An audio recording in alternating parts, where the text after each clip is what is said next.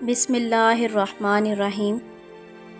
فرعون اس قدر ظالم اور بے رحم تھا کہ کسی چھوٹے بڑے مرد و زن کسی پر بھی رحم نہ کرتا۔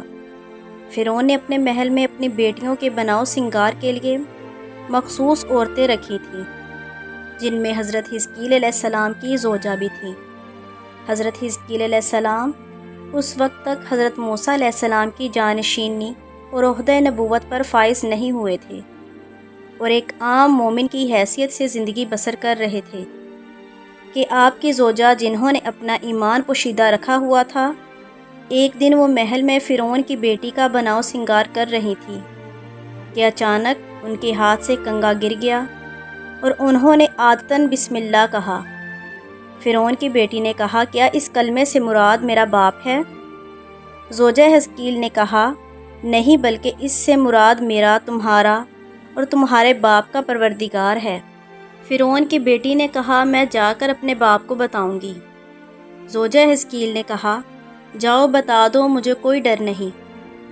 لہٰذا وہ اپنے باپ کے پاس گئی اور پورا واقعہ سنایا۔ فرعون نے زوجہ حزقیل اور اس کی اولاد کو طلب کیا اور پوچھا، تمہارا پروردگار کون ہے؟ زوجہ حزقیل نے کہا، میرا اور تمہارا رب خدا ہے۔ فرعون نے حکم دیا، تانبے سے بنے تنور کو پر کیا جائے تاکہ اس میں زوجہ حزقیل اور اس کے بچوں کو جلا دیا جائے۔ آپ نے کہا، میرا ایک مطالبہ ہے کہ میری اور میرے بچوں کی ہڈیاں اکٹھی کر کے ایک جگہ پر دفن کر دینا۔ فرعون نے کہا، چونکہ ہماری گردن پر تمہارا حق ہے، لہٰذا یہ کام کر دیں گے۔ فرعون نے اس لیے کہا کہ زوجہ حزقیل اس کی خدائی کا اعتراف کر لے، مگر اس نیک خاتون نے خدا کی وحدانیت کی گواہی دی۔ تو فرعون نے حکم دیا کہ پہلے اس کے بچوں کو ایک ایک کر کے تنور میں ڈالتے جاؤ۔ اس کے حکم پر عمل ہوا، لیکن اس عورت کے پاؤں میں لغزش تک نہ آئی اور فرعون کی خدائی کا اعتراف نہ کیا۔ آخر میں جب چھوٹے شیرخوار بچے کی باری آئی تو جلادوں نے اسے اس کی ماں کی گود سے بازور کھینچا تاکہ اسے بھی تنور میں پھینک دیا جائے۔ اس وقت ماں مضطرب ہوئی تو بچے نے قدرت خدا سے کہا، اماں جان صبر سے کام لیں، آپ حق پر ہیں۔ اس کے بعد انہیں اور ان کے شیرخوار بچے کو دونوں کو آگ میں پھینک کر جلا دیا گیا۔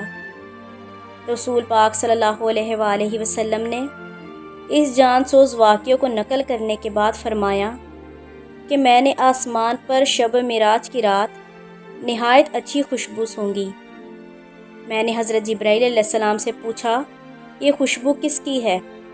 جبرائیل علیہ السلام نے کہا، یہ خوشبو اس شہیدہ کی ہے جو فرعون کی بیٹیوں کا بناؤ سنگار کرتی تھی۔ جناب آسیہ زوجہ فرعون کا تعلق بنی اسرائیل کے محترم خواتین سے تھا۔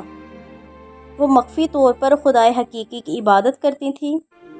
فرعون ان کے پاس آیا اور انہیں زوجہ حزقیل اور ان کی اولاد کو شہید کرنے کی خبر دی۔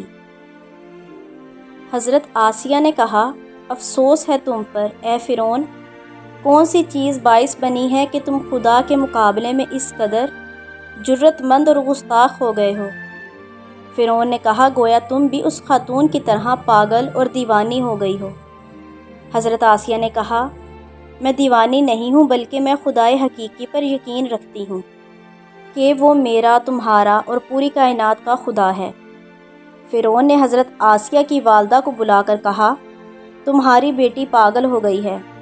میں نے قسم کھائی ہے کہ اگر اس نے موسیٰ کے خدا کا انکار نہ کیا تو میں اسے آگ میں جلا دوں گا۔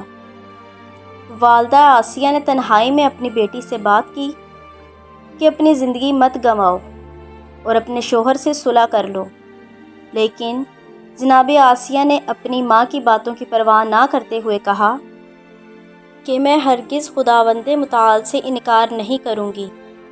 فرعون کے حکم سے جناب آسیہ کے ہاتھ پاؤں زمین میں گڑی 4 گریہوں کے ساتھ سختی سے باندھ دیے اور سخت دھوپ میں لٹا دیا گیا اور ان کے سینے پر ایک بہت بھاری بھرکم پتھر رکھ دیا گیا، جس کی وجہ سے وہ مشکل سے سانس لے پاتی اور سخت شکنجے میں تھیں۔